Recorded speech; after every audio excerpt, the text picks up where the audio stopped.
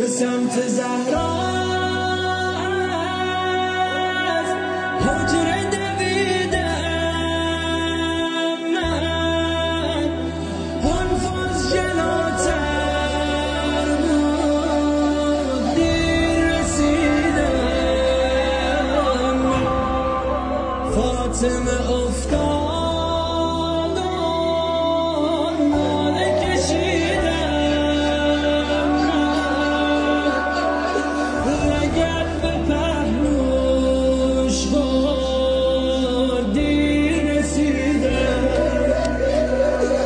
صدای سویت تو که شنیدم من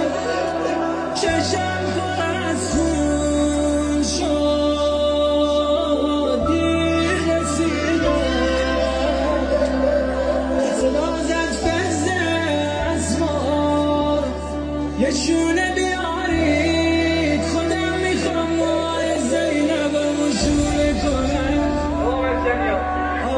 زینب جلوش نشونده شونه به دست گرفته امام حسن کنج حجره داره تماشا میکنه دید مادره میخواد دستو بیاره بالا اما نمیتونه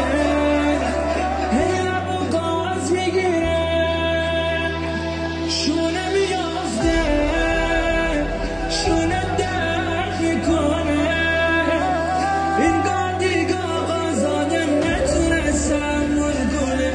چهار دست و پایی اومد جلو